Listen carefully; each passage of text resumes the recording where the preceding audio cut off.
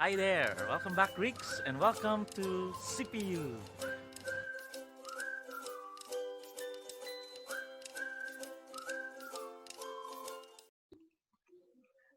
Hello, Mera Greeks. Good morning. We're down to our last two meetings, and today we'll have another lesson about the conjugations of the me verbs. So, are you ready? So, I hope that you enjoy our lesson for today. So, let's start with our lesson, the verbs of the me conjugation. That is Module 28. Let's proceed with our knowledge and objectives. We will be introduced to the me verbs and other vocabulary. We'll also memorize form of irregular adjectives, identify the comparison among Greek adjectives, and understood the function of adverbs. So let's proceed to the vocabulary. So we have here the words, the first me verb, anis te me. It means I bring or I raise or bring to life. So of course, the second word, anastase, so is the future. Anastasa is the perfect tense. Next word is apolomi. Apolomi. In the future, apoleso, and perfect apolesa. Of course, we have the pluperfect apologeika, and it means I destroy or kill. Next word is afiemi. Afiemi. So it has its different forms in different tenses. It means I cancel, forgive, or dismiss. Next word is didumi, and it's different tenses. It means I give or grant. Next word is estemi, and it's different tenses. It means I set, establish, or stand. Next is paradidumi. Paradidumi. It means I hand over or pass on. Next word is tithemi. It means I put or place. The last is spemi. It means I say. So that's our vocabulary. Let's proceed to other vocabularies. Next word is aiteo. It means I ask or demand. Akolotheo. I follow or I'm a disciple. Antichristos. It means Antichrist. Arneomai. Arneomai. I deny. Next word is epangelomai. Epangelomai. It's a defective verb. It means I promise. Next is phobeomai. Phobeomai. It's also a defective. It means I fear. Next word is chrisma or chrismatos. Anointing. And the last is siodos. It means lie. So forms of the me conjugation, the verbs studied thus far are in the omega conjugation because they end in omega. Since they are called the thematic conjugation, since they have a connecting or thematic vowel between the stem and the ending. Example, lu plus epsilon plus te. So that is the thematic. The other group of verbs is the me conjugations since they end in me. They are also called the athematic conjugations, since no thematic vowel appears and the ending is attached directly to the stem. Although the me verbs are the oldest, in New Testament times, the omega conjugation had for the most part taken over the language. The vocabulary list has all the principal parts which appear in the New Testament, since the stem changes in most forms, in some forms of the me verbs. As you can see in our vocabulary, we have the present, the past, and so on.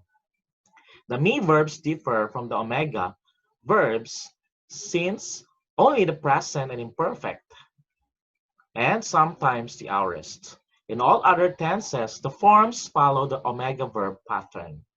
The following characteristics of me verbs make them different from the omega verbs. You should learn these characteristics and study the examples of me verbs in the book.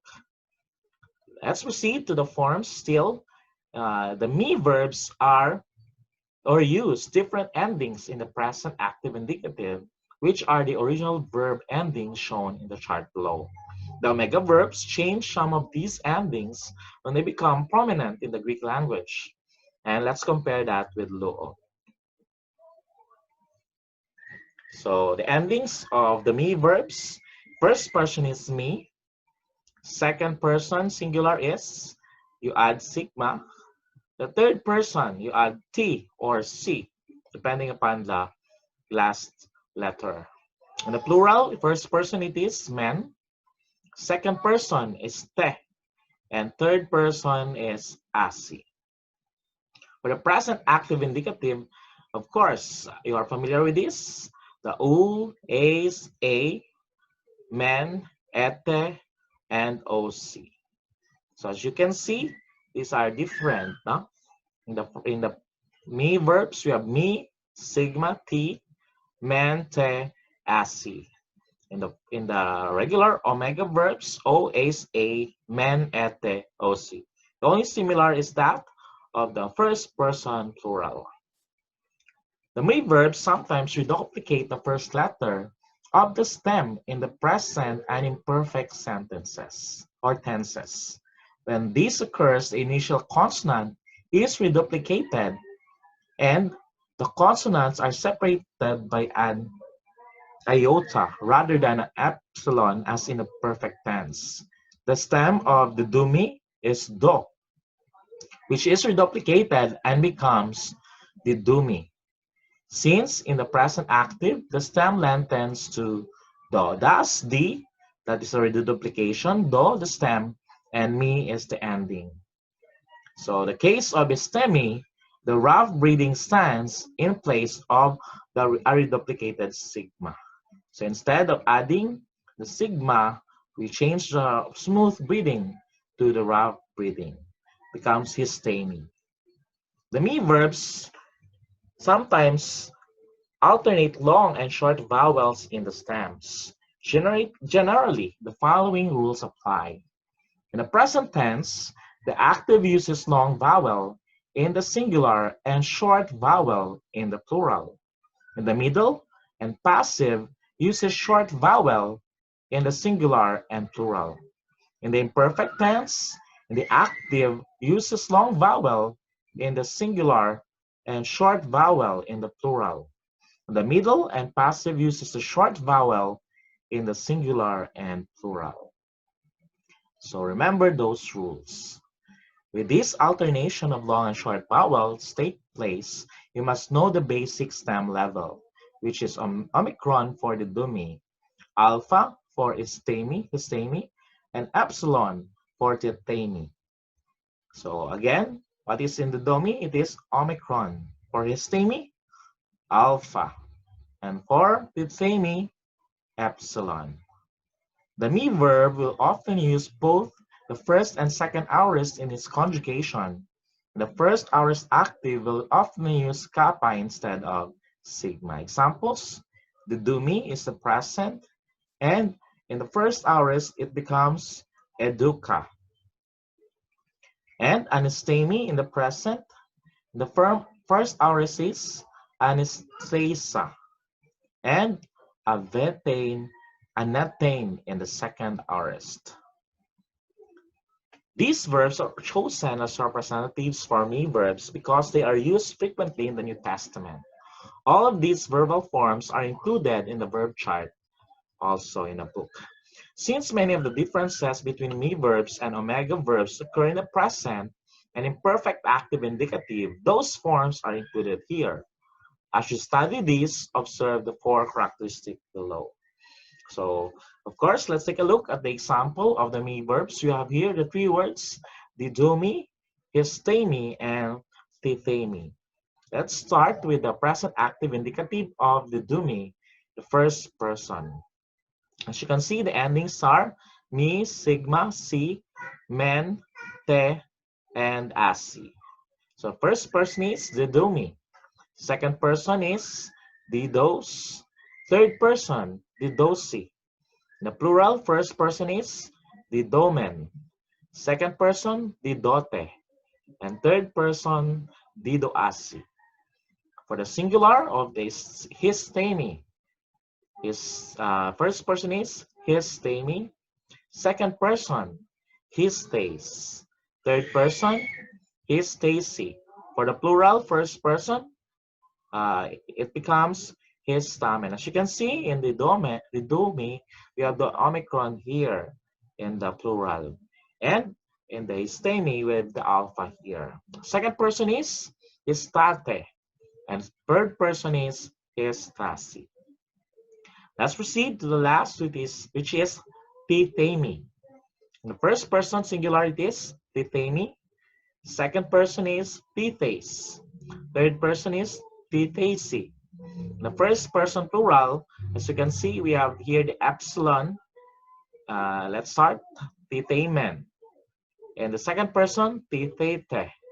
And third person, teteasi. So that is example in the present active indicative. Let's proceed to the imperfect active indicative of these words. So of course, in the imperfect, you add the augment in the beginning. In the case of bistemi, you have the rough breathing here, and of course, the accent. So let's read the first person singular of the imperfect active of didomi. First person is ididone. Second person, edidos. Third person is edido. First person plural, edidomen. Second person, edidote. And third person, edidosan. For the histemi, first person is histane. Second person, histays. Third person, histay. For the plural, first person is histamen. Second person, histate. And third person, histasan. And finally, for the first person of titani, singular, etitain. Second person, etites. Third person, etitei. Plural, first person, etitemen. Second person, etitete. And third person, etitesan. So there you have it, the verbs of the me conjugation. Don't forget to answer your assignment in our Canvas account. That's all for today. We'll have another part, which is this afternoon for the 29th module. Thank you very much.